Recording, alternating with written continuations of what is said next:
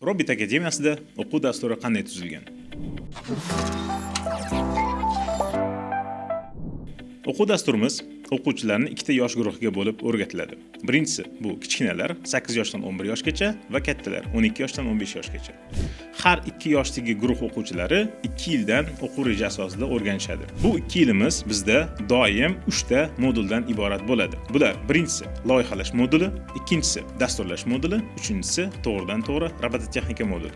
Loyihalash moduli o'quvchilarga o'z g'oyalarini, chizmasini chizish, ularning 3D modellarini tuzish va grafik elementlar asosida g'oyasini reallikka aylantirish bo'yicha ko'nikmalarni beradi.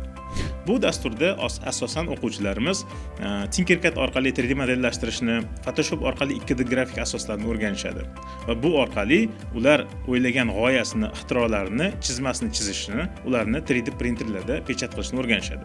Ikkinchi modulimiz dasturlash. Bilamiz, dasturlash robototexnika va texnologiyani asosi hisoblanadi. Dasturlash modulida o'quvchilar Scratch dasturlashdan boshlab to Pythongacha bosqichma-bosqich qiyinchilikda o'rganib borishadi. Bu orqali o'quvchilarimiz robotlarni avtonom harakatlanishi uchun unga mustaqil algoritmlar yozishni o'rganishadi. Dasturlash bolalarga nafaqat robotlarni boshqarishda, balki ularni fikrlashda, to'g'ri o'ylashda va mantiqiy xulosalar qilishda yordam beradi. Uchinchi modulimiz esa bu to'g'ridan-to'g'ri robototexnika moduli. Bu modulda o'quvchilarimiz konstruktorlar bilan va mikrokontrollerlar bilan ishlashni o'rganishadi.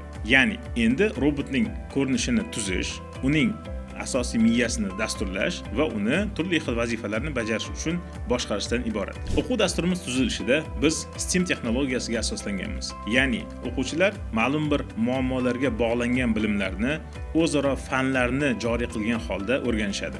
Bu nimalarda ko'rinishi mumkin? Masalan, ma'lum bir robotni yasashda o'quvchilar fizika, matematika, geometriya va boshqa fanlarni o'zaro bog'lagan holda, bunga dizayn elementlarini bergan holda o'z ishlanmalarini tuzib chiqishadi. Bu esa o'quvchilarni fanlarni amalda qo'llay olish, ularni faqatgina nazariyada, kitoblarda qolib ketmasdan real hayotga bog'lab o'rganishni o'rgatadi. Markazimizda o'rganilgan bilimlar bo'yicha har oylik musobaqalar olib boriladi. Bu musobaqalar davomida o'quvchilar o'tgan oylarda o'rgangan bilimlarni amalda qo'llashadi va o'zaro bilimlarni sinashadi. Bundan tashqari, o'quvchilarimiz xalqaro musobaqalarda ishtirok etishadi. Biz markazimizning ichki musobaqalarida guruh bo'lib ishlashni rivojlantiramiz va musobaqa uchun alohida tayyorgarlik ko'ramiz. Va shu orqali o'quvchilarimiz o'z bilimlarini xalqaro darajada ham sinab ko'rishi va tengdoshlari bilan fikr almashishlari mumkin. Robit akademiyasida o'quv rejasi nega aynan bunday tuzilgan? Biz bolalarda ixtirochilik va muhandislik qobiliyatini rivojlantirmoqchimiz. Aynan shuning uchun ixtirochilik va robototexnika uchun kerak bo'ladigan fanlarni modullarga taqsimlab chiqqanmiz. Bunday modullarga bo'lib o'rganish bu robototexnika uchun kerakli bo'lgan bilimlarni tizimli va bir-biriga bog'lab o'rganish imkoniyatini beradi. Aynan bunday o'quv rejamiz bolalarda turli sohalarda ishlashidan qat'iy nazar, ularda to'g'ri fikrlash, mantiqiy xulosalar qilish, bog'liqliklarni tushunish, kreativ fikrlash va ixtirochilik qobiliyatlarini rivojlantiradi. Va farzandlaringiz kelajakda qaysi sohani tanlashdan qat'iy nazar o'z sohasida ilg'or fikrlovchi, yangiliklarni joriy qiluvchi va muammolarni mustaqil hal qiluvchi bo'lib yetishadi. Bu ko'nikmalar esa kelajak kasblar uchun juda ham muhim hisoblanadi. Agar sizda Robit akademiyasi haqida boshqa savollar bo'lsa, izohlar qismida yozib qoldiring. Keyingi videolarda ko'rishguncha